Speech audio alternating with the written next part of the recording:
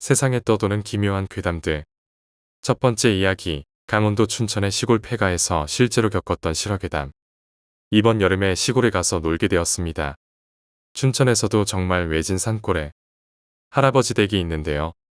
그 동네가 30년 전까지만 해도 집성촌 수준으로 가까운 친척들이 살고 있었고 워낙 작은 동네라 다들 가깝게 알고 삽니다.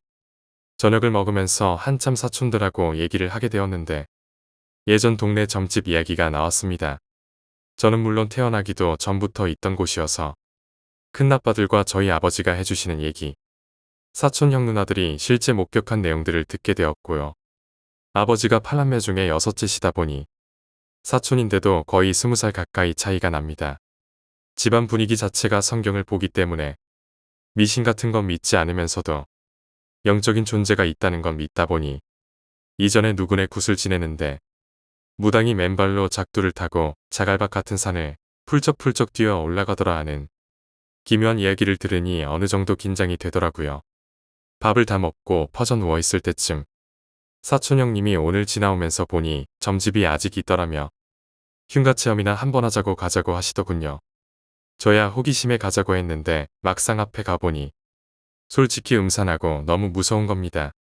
외형적으로는 그냥 슬레이트로 덮은 일반 가정집인데 잡초가 아이 키만큼 우거져 있고 우중충한 게 무서워서 그냥 사촌 누나와 차에 있기로 했습니다. 사촌 형들 3명이 깔깔깔 웃으며 겁쟁이라고 그냥 들어가 보기만 하겠다고 해서 그러라고 하고 노래를 듣고 있었는데 갑자기 허겁지겁 와서 차에 타더니 겁에 질린 목소리로 빨리 가자고 하더군요. 저는 또 무서운 마음에 바로 시동을 걸고 출발해서 밤길을 막 달렸는데 갑자기 전화가 막 오덥니다. 그런데 전화를 건 사람은 아까 내렸던 사촌 형님이었죠. 뭐야, 형 왜 그래요? 하고 뒤를 봤는데 아무도 없는 겁니다. 일단 전화는 끊어지고 정신이 번쩍 들어 누나 어떻게 된 거지? 했더니 너가 갑자기 시동 걸고 막 가길래 장난치려는 줄 알았다고. 근데 왜 이렇게 멀리 왔냐고 하는 겁니다. 여기서 1차 멘붕이 왔죠. 일단 그리고 다시 전화를 했더니 막 욕을 하시며 길가에 나와 있으니 빨리 오라고 하더군요. 다시 돌아가는데 이상하리 많지 멀리 떨어져서 나왔더라고요. 돌아가는 데만도 시간이 꽤나 걸렸던 것 같습니다. 다시 사촌형들을 만나 얘기를 듣는데 사촌형들이 그 점 집으로 들어가서 천장을 비추는 순간 문이 꽝 하고 닫혔고 제 차 시동 걸리는 소리와 출발하는 소리가 들렸고 문을 열려고 하니 이상하게 열리지가 않았다고 합니다. 문은 창호지를 바른 옛날 문인데 이상하리만치 새로 갓 바른 것처럼 빤빤하고 밖에서 걸어 잠근 것 마냥 열리지 않았고 전화도 터지지 않아 어찌어찌 발로 문을 걷어차고 나왔다고 하네요. 집을 나오자마자 전화가 터졌고 가족들로부터 수차례 전화했던 캐치콜이 들어왔다고 하더라고요. 그래서 차를 타고 들어오는데 아무도 한마디도 하지 않고 멘붕 상태로 돌아왔습니다. 돌아와서 재밌는 일 있었냐고 물으시는 아버지께 겪은 일을 말씀드렸더니 다음부터 절대 남의 집에 함부로 들어가지 마라 라고 하시더라고요. 그 다음날 할머니가 동네 이장님께 말씀드려 간단히 제사를 지냈다고 합니다. 남의 집이라는 건 귀신의 집도 해당하는 거겠죠. 실제로는 엄청 무서웠고 지금도 그 표정들이 눈에 선한데 얘기를 하려니 뒤죽박죽이네요. 요약하자면 춘천 외진 산골에 있는 할아버지 댁에서 사촌들과 함께 지내던 중 예전 동네 점집 흉가 체험을 하기로 했습니다. 사촌 형들이 점집에 들어간 후 이상한 현상을 경험하고 겁에 질린 채로 도망쳤으나 차에 탄 것으로 착각한 상태에서 전화가 와 혼란이 일어났습니다. 결국 할머니가 이장님에게 상황을 전달하여 간단한 제사를 지내며 사건을 마무리했습니다. 두 번째 이야기, 전신거울 괴담. 어머니께서 전신거울을 주워오셨습니다. 제 동생 방 전신거울이 얼마 전 깨졌던 터라 깨진 거울을 꼴보기 싫어하시던 어머니께선 이게 웬 떡이냐 하고 주워오셨겠죠. 거울은 깨끗하고 멀쩡했습니다. 동생 방에 전에 있던 거울은 무게 때문에 못을 위에 하나 박고 아래쪽에 거울 사이즈에 맞게 지지대로서 양쪽으로 2개를 더 박아놨는데 신기하게도 주워온 거울 사이즈가 꼭 맞더군요. 마치 대고 못을 박은 것처럼 말입니다. 어머니는 참 좋아하셨습니다. 제 동생은 깨진 거울도 상관 않고 걸어뒀던 만큼 이래도 그만 저래도 그만인 반응이었고요. 전 그냥 쓸만한 거울 잘 건졌네 하고 말았습니다. 단지 거울 같은 거 함부로 주워오면 안 된다는 소리를 들은 듯해 찜찜했지만 어차피 제 방에 걸어둘 것도 아니었으니까요. 저희 집 강아지가 거울을 처음 봤을 때 잠시 짖고 으르렁거리긴 했지만 걔야 뭐 낯선 물건이라 짖을 수도 있고 거울 속에 자기 모습을 다른 개로 착각해 그러려니 했습니다. 그리고 그 뒤 일주일 정도 평소와 다름없이 지냈죠. 제 방에 건 것도 아니기에 거울의 존재를 슬슬 잊어갔습니다. 단지 강아지가 원래 동생을 제일 따라서 항상 동생 방에 가서 동생이랑 자는데 강아지가 동생 방엔 들어갈 생각도 안 하고 제 방과 부모님 방에 와서 자기에 좀 미안했지만 그냥 요즘 장마철이라 동생이 산책을 안 시켜줘서 그러나 보다라고 대수롭지 않게 넘겼습니다. 근데 일주일쯤 지난 뒤 제가 어머니 차를 몰다가 가벼운 접촉사고를 냈습니다. 단지 차가 좀 긁히기만 했지만 전 어머니께 엄청 혼났죠. 그리고 얼마 후 집주인으로부터 연락이 왔습니다. 저희 집은 전세인데 전세값을 1억을 올려달라더군요. 결국 집세를 감당하기 힘들기에 쫓겨날 것 같았죠. 그리고 또 얼마 뒤 또다시 차 사고가 났습니다. 어머니 차와 오토바이가 충돌해서 오토바이 운전자가 심하게 다쳤습니다. 이빨이 죄다 부러졌다더군요. 목뼈도 다치고요. 다행히 어머니는 심하게 다치거나 하지 않으셨지만 차가 완전히 찌그러져서 수리비와 바이크 운전자 병원비까지 이때까진 별 생각이 없었습니다. 집값이야 요 동네 전셋값이 많이 오르기도 했고 차 사고야 장마철 탓이라 생각했죠. 그리고 또 얼마 후 어머니가 가위질을 하시다 손을 베셔서 7바늘을 꿰매셨습니다. 자꾸 안 좋은 일이 연이어 일어나니 기분이 찜찜했죠. 그러다가 그제 새벽 제 동생이 자살 시도까지 했습니다. 방 안에서 전선으로 목을 메었더군요. 다행히 전선을 걸은 지지대가 빠지면서 실패했지만요. 새벽에 쿵소리가 나서 동생 방에 문을 따고 들어가 보니 바닥에 쓰러져 있더군요. 그러고 보니 동생의 상태가 거울을 방에 건 후부터 이상해지기 시작했단 걸 눈치채게 됐습니다. 밤에 자다가 외마디 비명을 지르기도 했지만 간혹 악몽을 꿀 때 그런 적이 있었어서 대수롭지 않게 생각했죠. 가봤자 문을 열어주지도 않았고요. 방 안에서 거의 나오질 않더군요. 식사도 하질 않고 말을 걸어도 무시하기 일쑤였고 방문을 걸어 잠그고 나오질 않으니 얼굴 보기도 힘들었습니다. 안 좋은 일이 연이어 생기게 되고 왜인지 점점 몸에 가해지는 물리적인 피해가 강해지는 것 같아 너무 불안합니다. 그 거울을 주워온 후부터 한 달가량 동안 이 모든 일이 일어났습니다. 두려운 건 현재 진행형이라는 겁니다.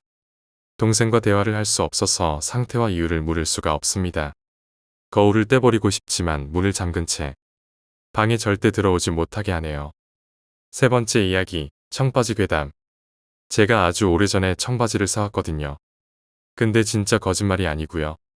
그것 때문에 가위 눌리고 장난이 아니었는데 말씀하시면 믿으실 수 있겠습니까? 저 자신도 겪었지만 절대 안 믿고 있지만 실제 귀신일 수도 있고 제 자신이 가위에 눌린 걸 수도 있습니다. 일단 간단히 설명드리자면 청바지를 샀는데요. 새 물건인 줄 알았습니다만 집에 와서 입어봤더니 주머니 안에 낡은 학생증과 사진이 나오더군요. 그 다음부터 한 달간 겪은 진짜 기이한 이야기인데 말씀드릴게요. 정말 한 달간 겪은 거 생각하면 아직도 닭살이 돋습니다. 중요한 건 남대문에서 산 청바지가 중고일 수 있냐는 점. 중고가 아니라면 왜 50년생 아저씨의 학생증이 거기 있냐는 거죠.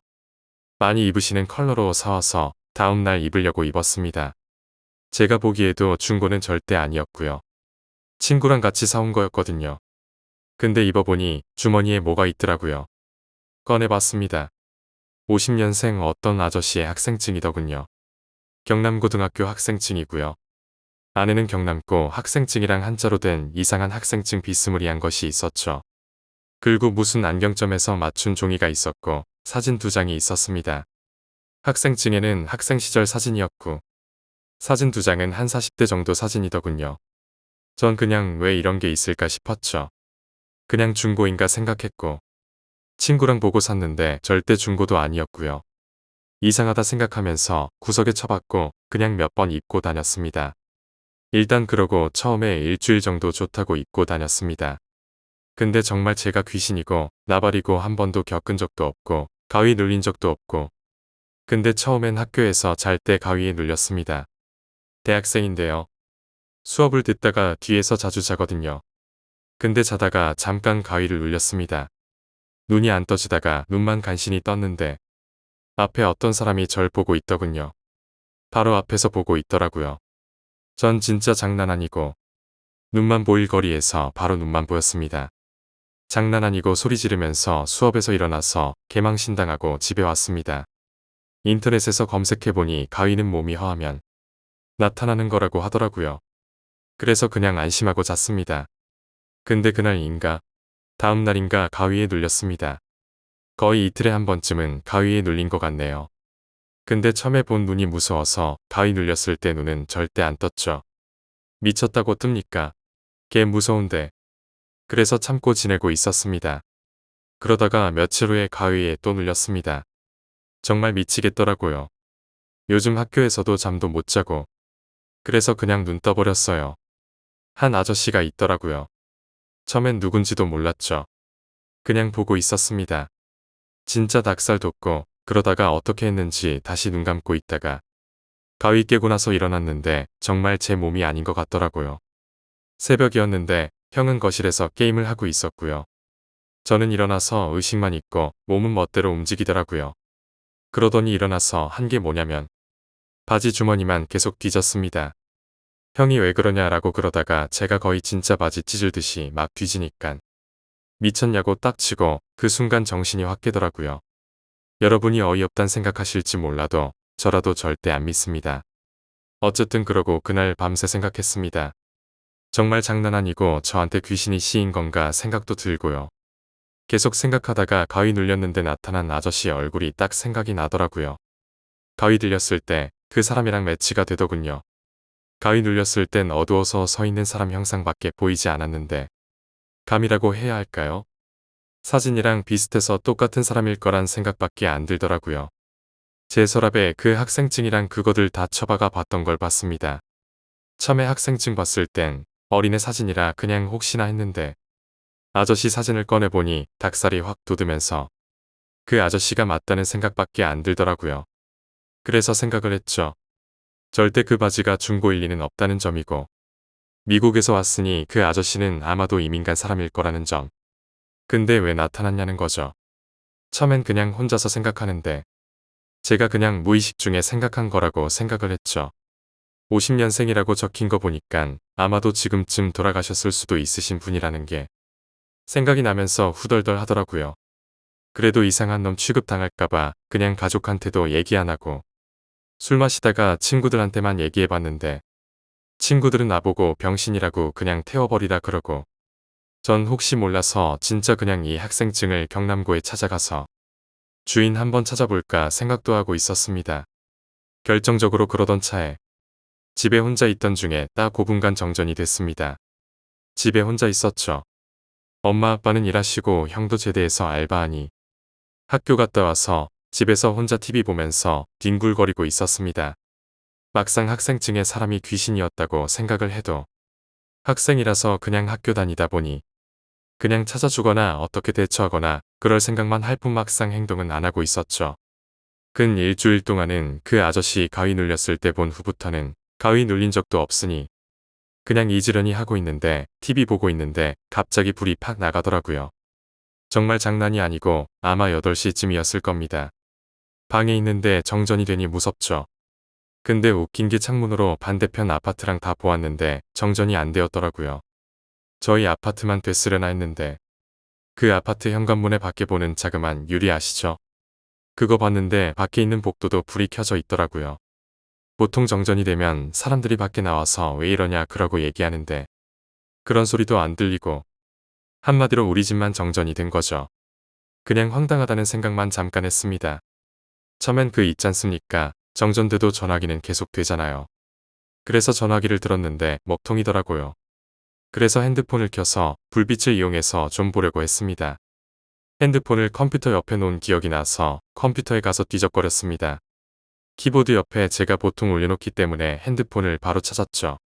제 핸드폰이 쓰던 게 망가져서 지금 구식 핸드폰을 쓰기 때문에 캠도 안 되고 벨소리도 다는 바로 다음 거거든요.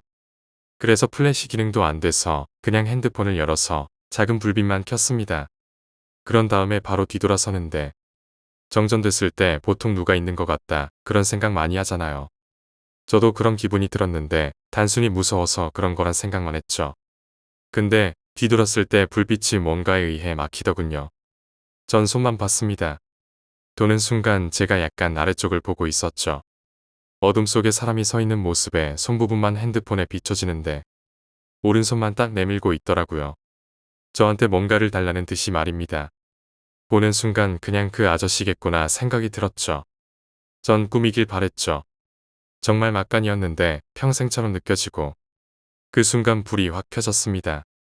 정전이 끝나면서 제 앞에 있던 물체도 사라지더군요. 그 후 혼자 후덜거리면서 학생증을 꺼내놓고 대체 어쩌라는 건지 처음엔 겪고 나서 이거 그냥 태워버리려 그랬습니다. 근데 괜히 애꿎은 물건 태웠다가 화만 당할 것 같고 아직도 학생증을 가지고 있습니다. 청바지에 그대로 넣어서 바지를 방구석에 박아놨습니다. 태우려니 더 화당할 것 같아서 찾아줘야 하는 건지 진짜 대체 어떻게 해야 되는 건지 모르겠네요. 안 믿으셔도 뭐 할 수 없지만 이제 옷은 절대 남대문에서 안 살라고요. 네 번째 이야기, 가족들의 실화괴담. 우리 집은 상가 건물이야. 3층짜리 건물인데 1층은 식당, 2층은 학원, 3층은 우리 집이야. 상가 건물 보면 보통 1층 제일 앞에 큰 유리문이 있고 제일 끝층에 주인이 살면 문을 닫는 형식이지. 원래 우리 집에는 앞에 다는 철문 같은 걸 안 달아놨어. 드나들기 귀찮고 어차피 외부 손님이나 그런 사람들은 3층에 잘 안 오니까 말이지. 근데 아빠가 이상한 꿈을 꿨다면서 저번 주쯤에 철문을 달았어. 하는 김에 겸사겸사 문에 방충망도 달고 확실히 작년보다 모기가 덜 들어왔어.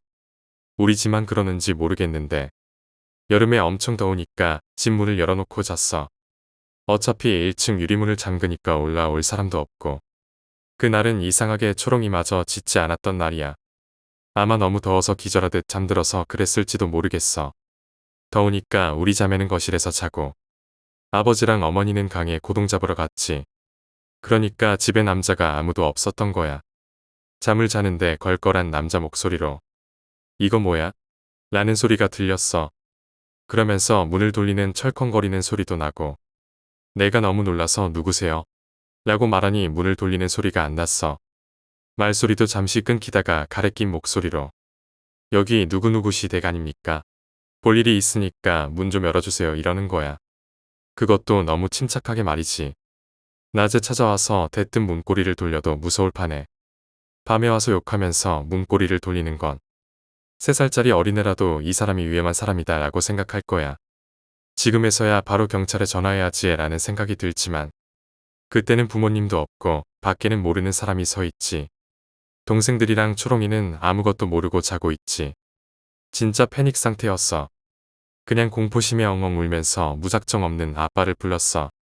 동네 떠나가라 소리 지르면서 아빠, 이상한 사람이 문에 서 있어. 그랬더니 그 사람이 욕을 막 내뱉으면서 후다닥 내려가는 소리가 들렸지. 한참을 무서워서 울던 걸 멈추고 아빠한테 전화를 했어. 부모님도 놀래서 바로 올라오시고 혹시 몰라서 경찰에 신고도 했는데 경찰 신고는 별로 효과가 없고 밤에 순찰 돌 때 상가 쪽 순찰을 강화한다는 소리만 들었어. 그날 그 아저씨가 왔던 날 하필이면 지하에서 공연 연습한다고 들어왔던 밴드가 문을 안 잠그고 갔던 거야. 밴드는 새벽까지 연습하고 가서 내가 문을 확인할 수가 없었어. 다행히 아무 일 없었지만 아빠가 나에게 꿈 얘기를 해줬지. 무슨 꿈이었냐면 말이지. 아빠가 꿈을 꾸는데 내가 엎드려서 엉엉 울고 있었다는 거야. 근데 하반신에서 피를 질질 흘리면서 억울한 듯이 아빠를 노려보고 왜 그랬어? 라고 반복만 했다고 해. 내가 꿈에서 너무 울어서 피눈물이 흐르니까 아빠도 마음이 아파서 왜 우냐고. 아빠가 뭘 잘못했길래 왜 그렇게 우냐고 물었다고 했어. 그러니까 내가 피눈물을 닦으면서 문이라고 말하면서 사라졌다고 해. 그래서 아빠가 혹시 몰라서 철문을 달았다는 거야. 그전에는 철문이 꼭 필요할까? 라는 생각을 했는데 꿈을 꾸고 나니까 꼭 철문을 달아야겠다는 생각이 들어서 달았던 거야. 아빠가 꿈을 꾸지 않았다면 나는 어쩌면 아빠가 아니었으면 과연 어찌 되었을까요? 5번째 이야기, 31번째 귀신. 어두운 새벽밤. 찐득한 진흙바닥을 걷고 있으니 조금만 가도 숨이 찼다. 야간 훈련을 위해 각종 장비를 메고 어두운 밤 초소 주변을 헤매이고 있으니 체력이 빨리 떨어졌다.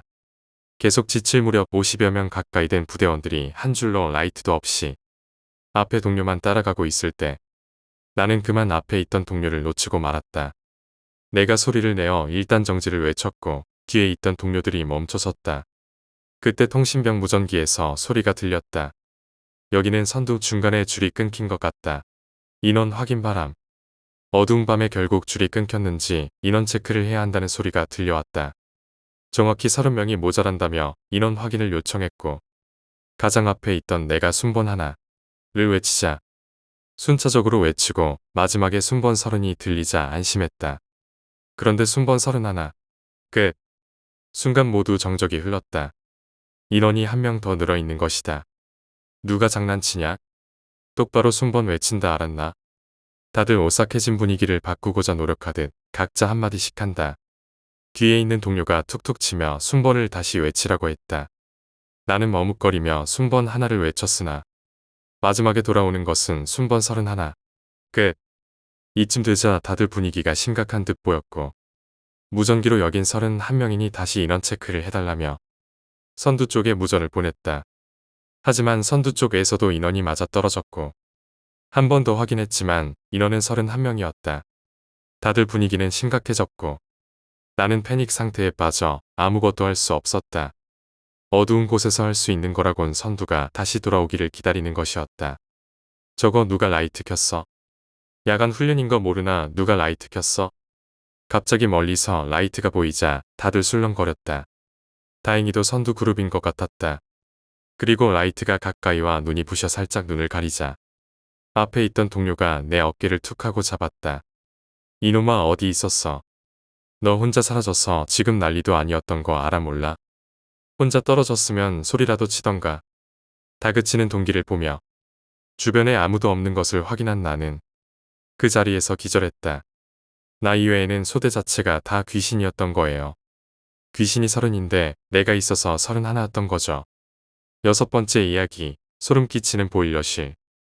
어느 겨울날 영해중대인 지원중대에서 있었던 일인데 그곳은 간부 근무자를 당직 사관이라 부르고 병사 근무자를 당직 부사관이라 불렀어. 그때 당직 부사관이 인수인계를 마치고 첫 근무였는데 때마침 그날 보일러가 고장이 났는지 가동이 안 되는 거야. 엎친 데 덮친 격으로 보일러병도 휴가 중이었어. 당직 사관은 당직 부사관이 첫 근무인지 알고 있었고 어쩔 수 없이 당직 부사관을 전화대기 시켜놓고 자신이 직접 보일러실로 들어갔지. 내가 전역할 당시 고층 신식막사가 생기고 있었는데 그곳은 1층짜리 구역막사였어. 그래서 보일러실은 뒤로 돌아가야 했었지. 당직 부사관은 가만히 전화대기를 하면서 TV 보며 낄낄거리고 있었는데 갑자기 비명소리가 들리는 거야. 그래서 그는 같이 노닥거리던 짬되는 불침번과 같이 보일러실로 갔더니 당직사관이 개거품을 물고 기절해 있지 뭐야. 다음날 지원중대장이 자초지종을 물었어.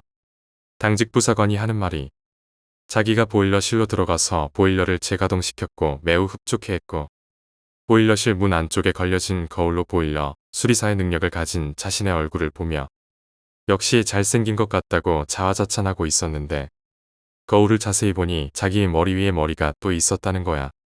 그러니까 말이지 어떻게 말했는지 표현을 한다면 눈을 동그랗게 뜨고 머리 위에 머리가 또 있었습니다. 라고 지원중대장한테 큰소리친 거지. 그래서 놀란 당직사관은 개거품을 물고 기절했고 지원중대장에게 이 사실을 그대로 말한 당직부사관은 지원중대장에게 개소리 작작하라는 말과 함께 귓방맹이를 맞아뜨렸지.